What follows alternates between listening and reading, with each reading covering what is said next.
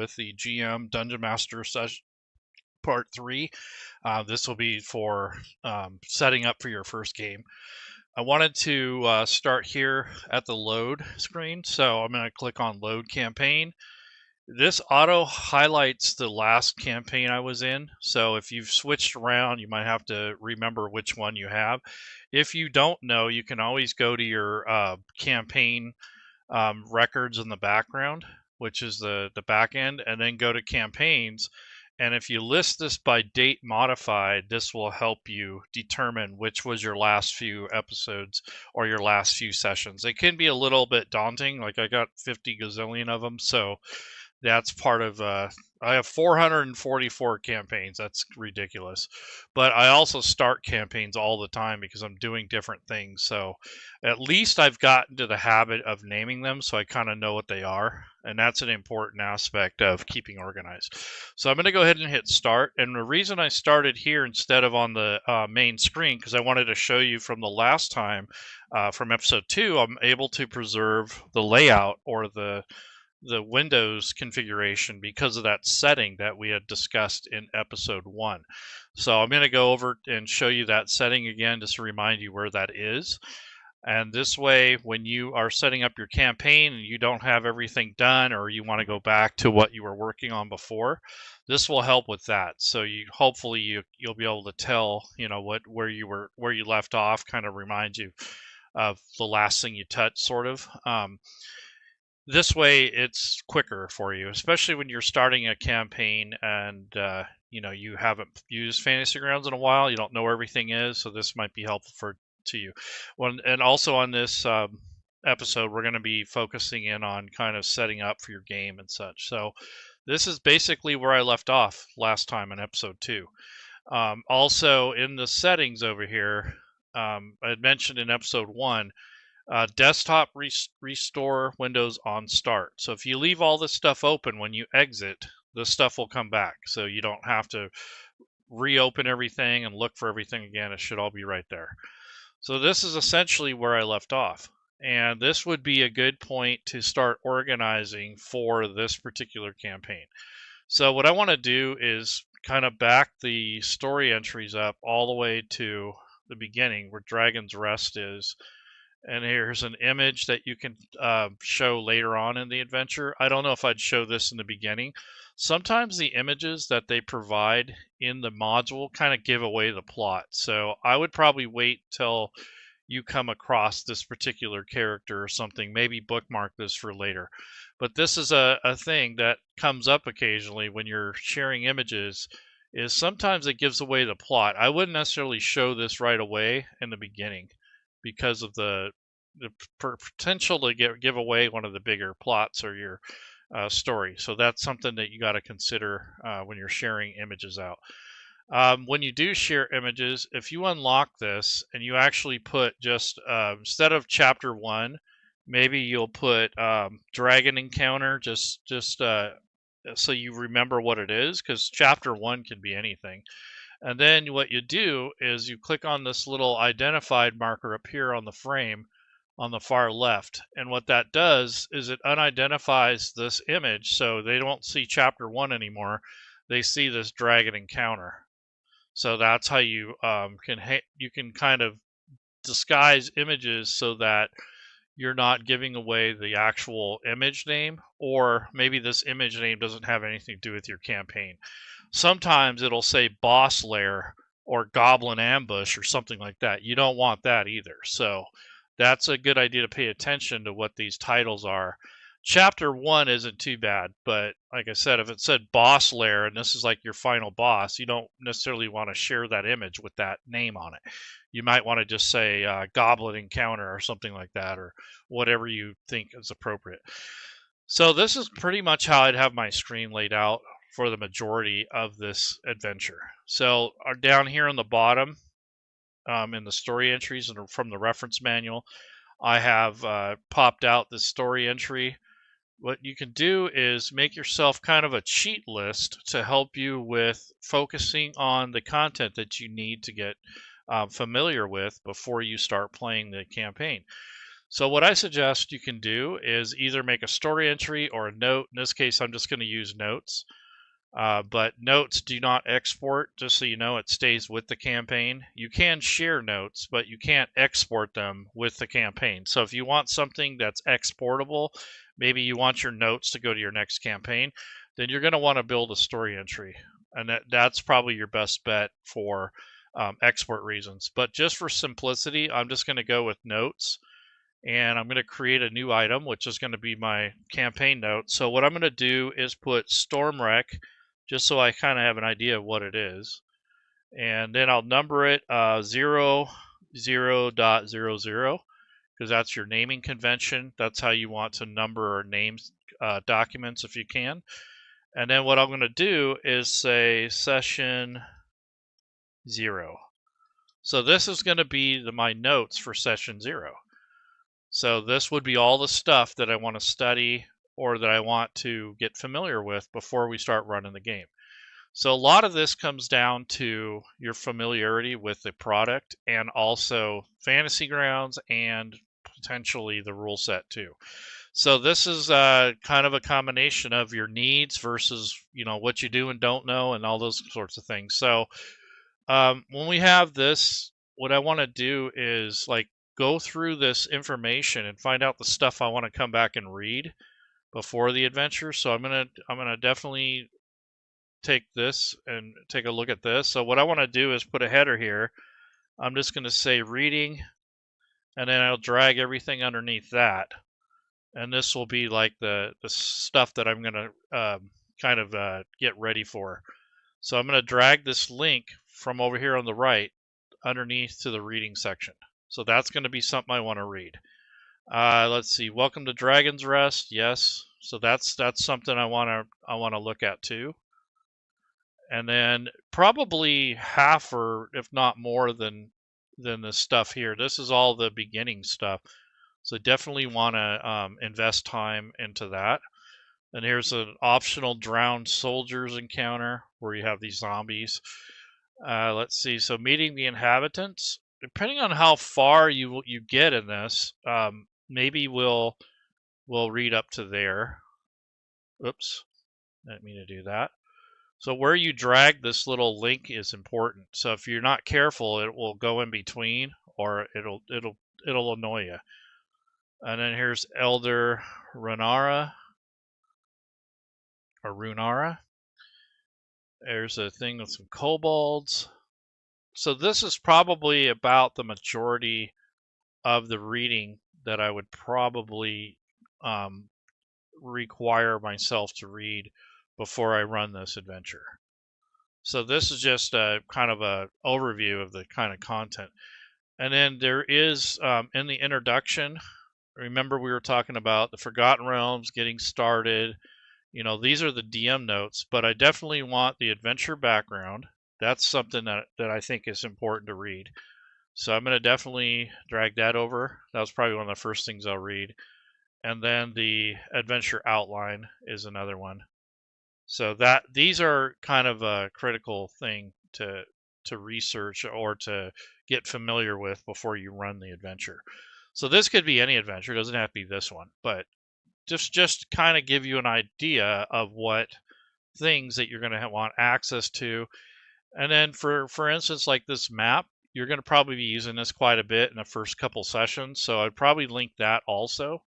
So what I'm going to do is create another space. I'm going to put images and maps. So this way I know which maps I'm going to need for this, for the first few sessions. So that's going to be another segment where I have images that are linked here for me to look at, to refer to get ready for, you know, those sort of things. So these are just preliminary maps. So I want to kind of look at the map section and under the campaign area and see if there's anything else I'm missing. So I'm going to go to the images area and then use this filter so that you're not getting confused by all the different images. So this filtering group thing is important to kind of get used to that when you're running Fantasy Grounds, is it helps narrow down what exactly you're going to be looking at.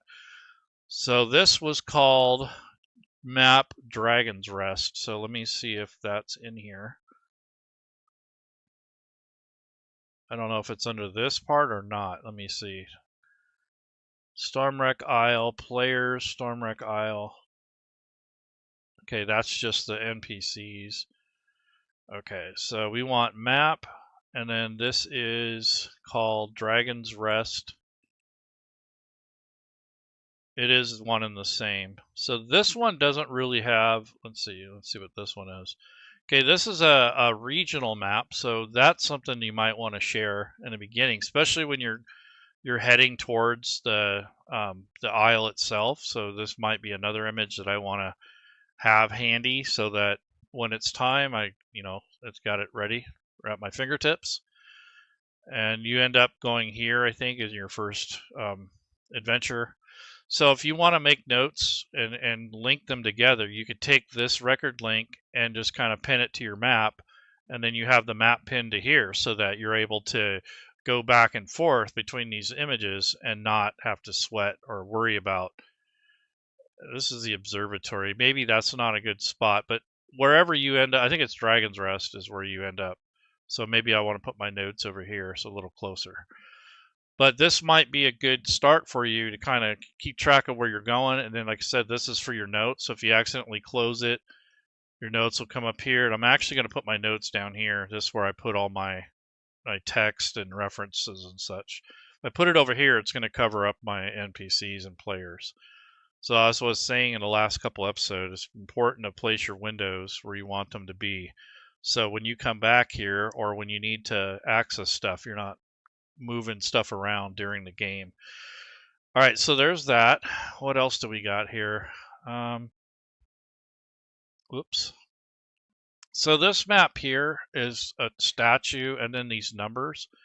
I don't know if there is a player version. I'm going to keep looking. So I'm going to go back to images. Expand this out a little bit so I can see what's going on here. Okay, so Stormwreck Isle is just this picture. I don't think it was meant to really befuddle anyone. I don't know why these things are still here, these A1 and all that. I don't worry about it too much, but it is kind of weird that that map is showing those numbers. Normally they'll have a layer here where you can remove those. I'm not sure what's going on. It hasn't been updated either. I don't think this is, let me check this out. Okay, so there's a player's version here. So this is the one I would share with the players, not the one I showed earlier. So this is the overland though. So yeah, this doesn't have all the labels on it. So I'll definitely be using that for my, for my notes. So let's bring that back up. Let's go to notes, bring this up. So I wanted to bring up this thing here, the player map. So this one will also be bookmarked down here. So this is a player's version of the map. So that's what I was saying. Like in the older adventures, you're going to have two versions of the maps. And when you have a newer module, they usually consolidate everything, and then all the labels and the numbers are on a different layer, so only the GM can see it. But in this case, it looks like it's split up. So it's an older adventure. So I want to take and bring up the images again. Let's see. So is there a Dragon's Rest? See, Dragon's Rest players. Here we go. That's the one. So this is the one I would share with the players. So this doesn't have all the labels and the numbers and stuff. So that's the one that I want. So this is the main one that you're going to be using.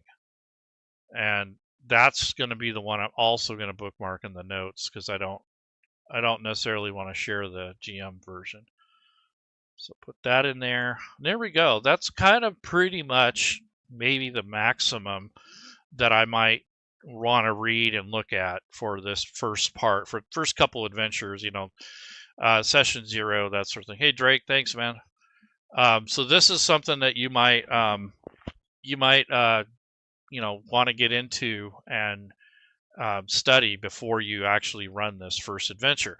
And usually session 0, you're just kind of building characters, talking to each other, getting to know what's going on, maybe even talk to them a little bit about the location, get all their characters straightened out, show your players around the character sheet, like go in and explain what all these things are, like what all these tabs over here.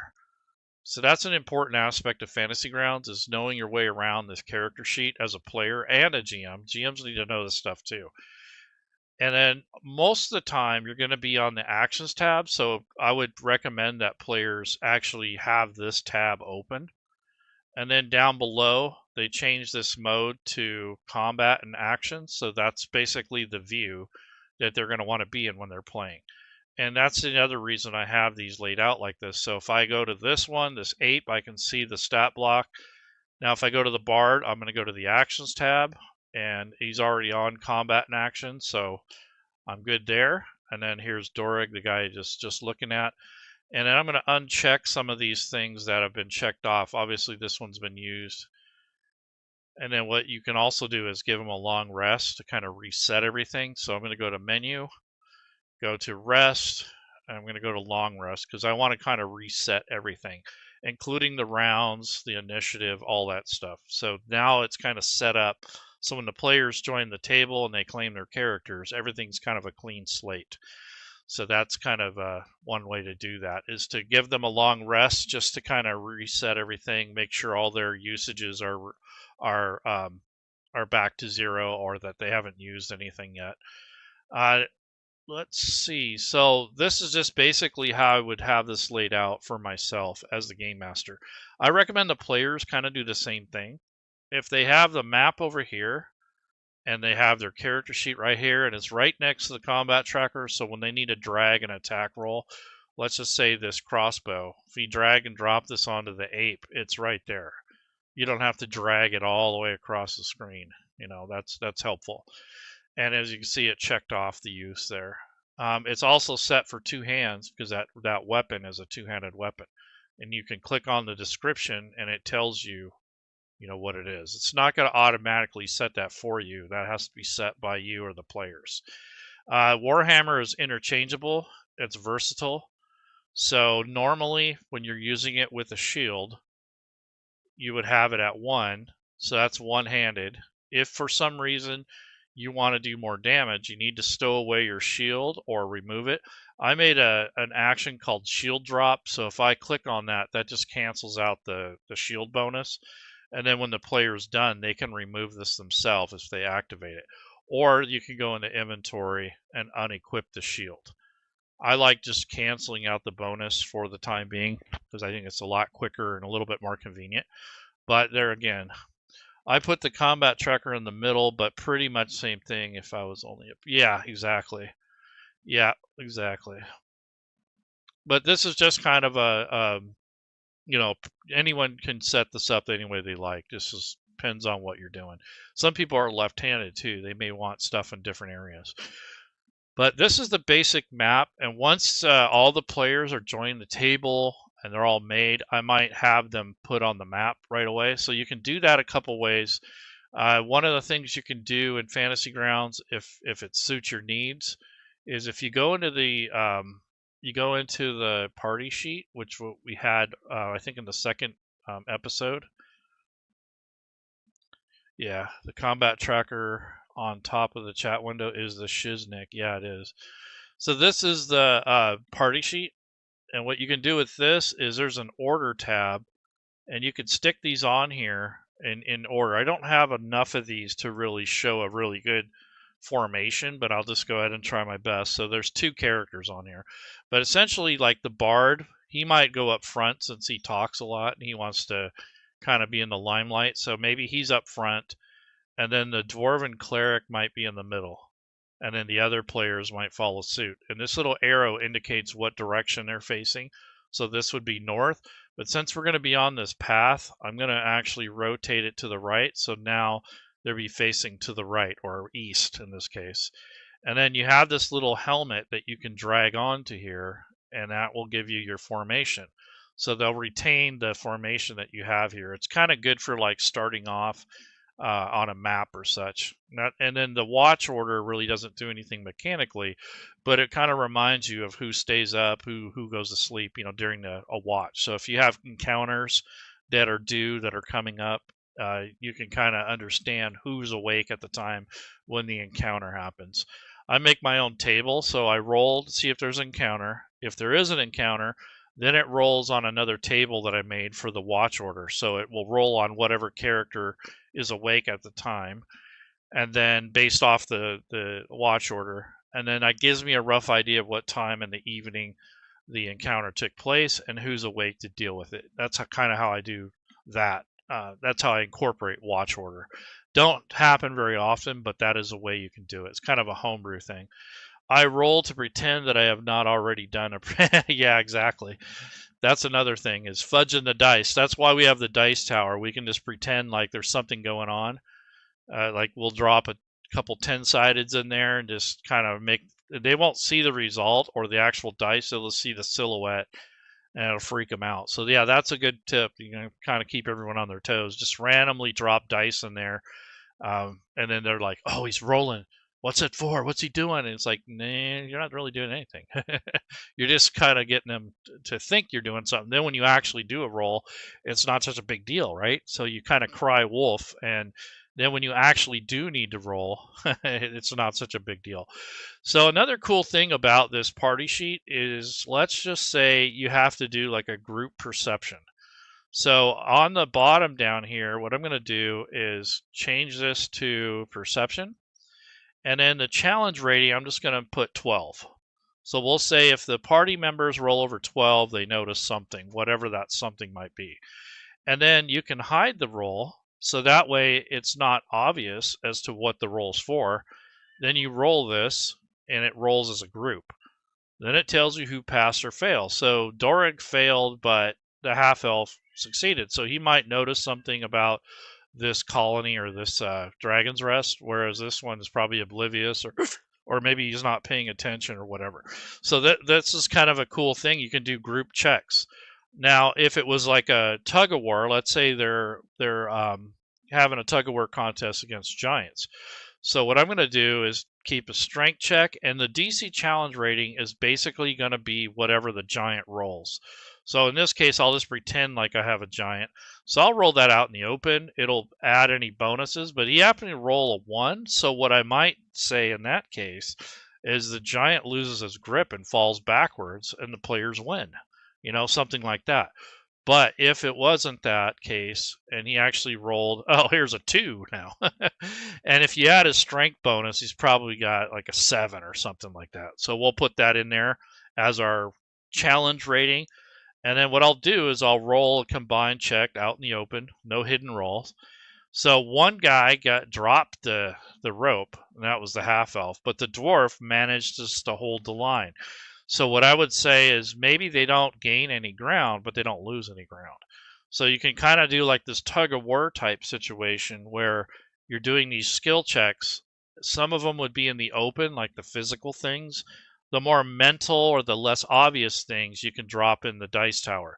Like perception is kind of a difficult one. It's kind of abused. I think people say, oh, I want to roll a perception check. Well, it's better if you actually decide if you want them to roll or if you roll for them.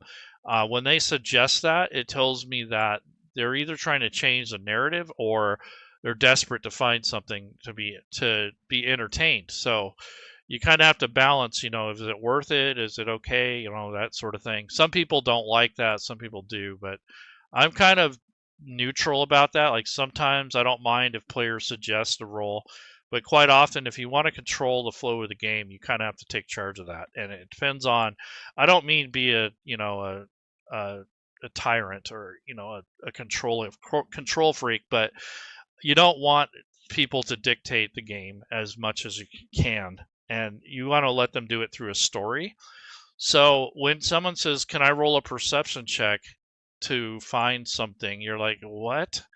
No, you need to tell me what you want to do and do it in character. Don't just say, I want to roll a perception check, because that's really boring and it doesn't really add immersion or anything like that. So I would say okay, if I was a character, I would say, okay, I'm looking around. I want to look to find. Yeah, I prefer the in-character players too. Yeah, it's way better when that happens. But this is getting into the role-playing side of things. I don't want to get into this too much, but basically, don't let people run your game. You got to run it, and it's okay if they contribute to the game, but you don't want them dictating when they're going to roll and that sort of thing as much as possible. It's okay to let them roll occasionally, but I don't think I'd let them do it, especially in an important check or something that needs to happen or shouldn't happen. You know, there's times when it's appropriate and times when there isn't. Sometimes it's more convenient just to let them roll, but I prefer they say or describe it in character and not just say, I want to make a strength check. You know, well, okay, what does that look like? You know, please tell me what your character is doing. Don't tell me you want a skill check, you know, because that's talking numbers and rules. I want to hear the story. I wanted other people to hear that. You know, that's kind of the thing that happens quite a bit. Or what really sucks is pass or fail. So just for example, if I have a skill check, let's just say perception, and then I have it out in the open,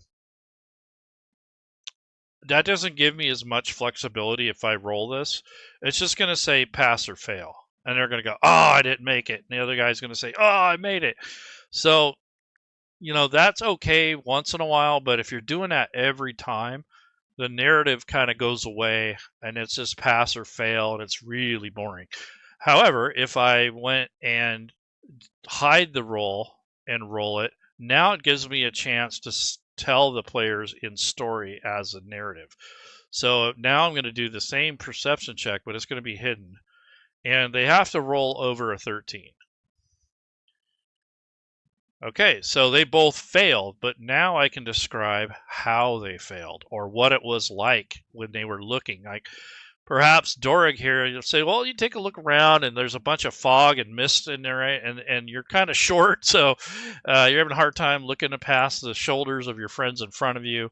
And the bard will say, well, you were very distracted. You were fiddling around with your backpack and you failed to notice anything. So, you know, you can kind of take that narrative and do that. And based off the amount of failure or the amount of success, or if they just barely made it, you know, you can kind of narrate that and it makes it more interesting instead of saying, oh, you made it or oh, you failed. Same thing with combat. A lot of times it's a hit or a miss, hit, miss, hit, miss. You do that after, you know, a couple hours, that combat gets very monotonous. And I'm kind of leaning now more towards deadly when it comes to encounters. Like I don't want to kill off players, but I don't want it to take 75 rounds to go through this. So what I've started thinking about is, you know, the damage. What does it actually mean, as opposed to just numbers and subtracting it off your character sheet. So it adds a little bit more work on me, but I don't mind doing the extra work if it's not going to take 2 hours to get through the combat. And that's something that DnD5e is really bad at, is just a slog fest, because it's already set up for in favor of the players. So there's plenty of options like you know, that this is kind of a thing that you have to figure out on your own. But you want pacing, but then again, you want interactive kind of role playing and such. So you got to kind of weigh that out, like, you know, what's good and what isn't, and your group will kind of share with you what they like, and you know, eventually you'll come up with a good happy medium between those two. But nonetheless, this is kind of how I start preparing for this adventure. So that reading is critical in the beginning, but after a while, you can just start kind of reading in sections, and that can be very daunting if you think you need to read the whole adventure. It helps if you read the whole adventure, but you don't have to read it all at once, is what I'm saying.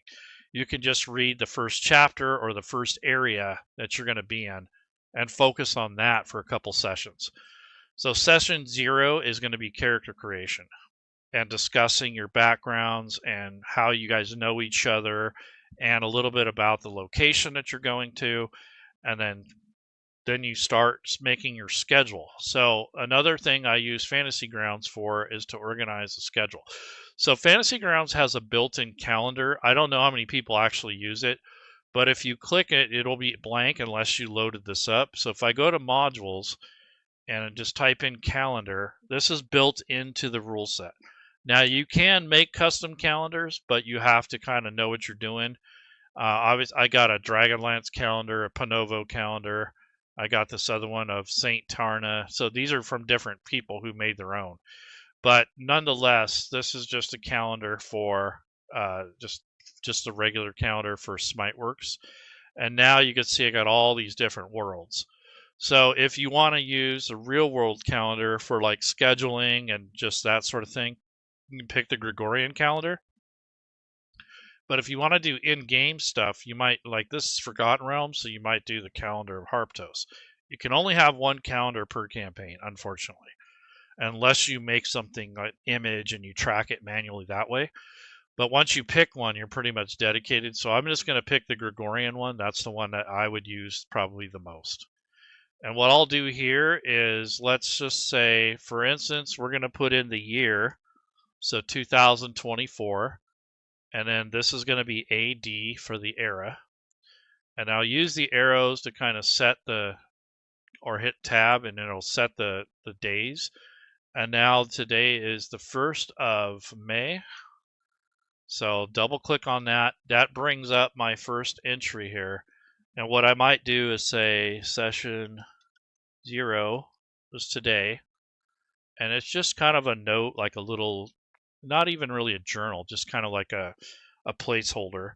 And then from there, I might take my notes, and I'm going to take this and link it to the calendar so I remember what we did that day. And then also I might take the calendar and link it to this. When I say this, I mean the notes. So I might link it up here so I have a date kind of associated with this instead of just a note here. So I might take this date and drag and drop it here. So now you have a date that's associated with those notes. So this is just a way to kind of track what you're doing. And then if you have any player stuff, you can put that down here.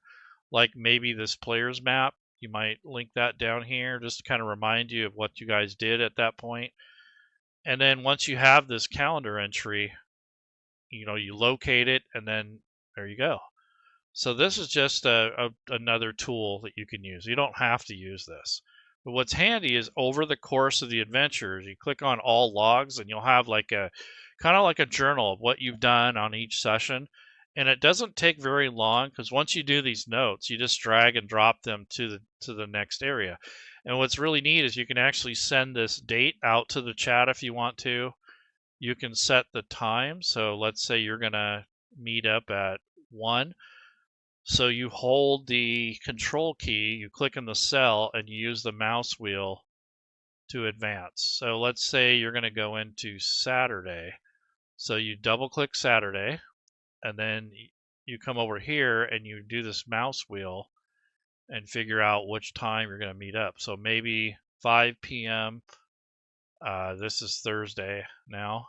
So this will set the date when you click that arrow and the time. And then you can send this to the chat. You can send the date to the chat.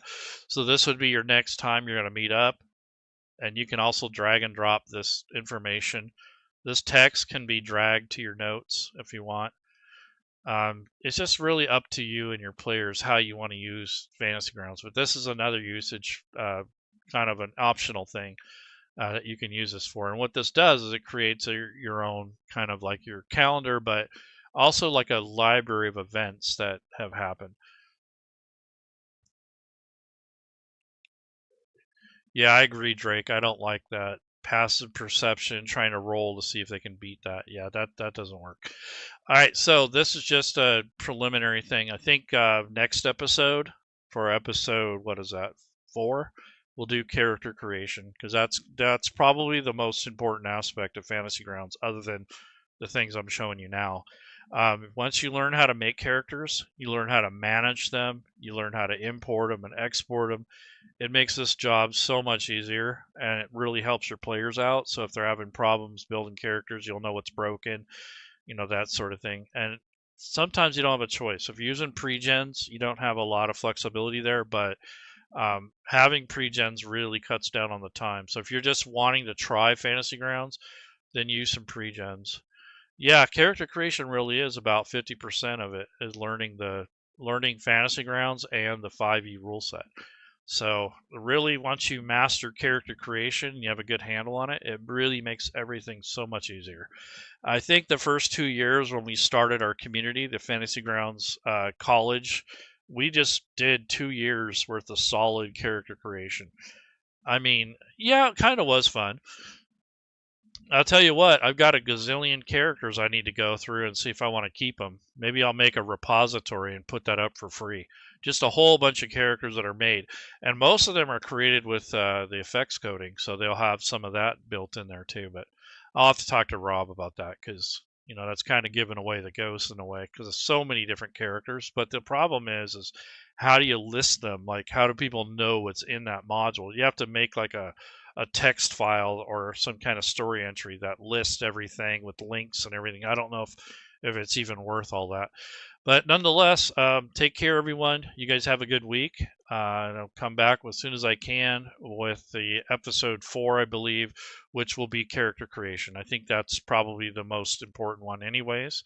And then just know that, when you move things around in Fantasy Grounds, leave them. And then that way, when you come back, so when I exit this program, I should be able to come back and this should all be where I left it. The proper way to exit Fantasy Grounds once you've done all this work is one, I always do right/save. Fantasy Grounds saves every 5 minutes, but if you've made a lot of changes in between that and then you just use this X on the top to exit, that's not a good thing because it may not save that work. So you want to right click, you want to go to this exit session and then return to launcher.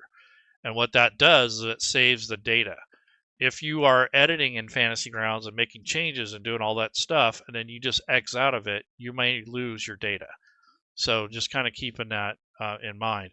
The other thing that sometimes happens is when Fantasy Grounds is in the middle of saving and you exit out, that also corrupts your database. So if you ever log into Fantasy Grounds and it's all jacked up, there's a potential that you either crashed or you closed it in the middle of it trying to save.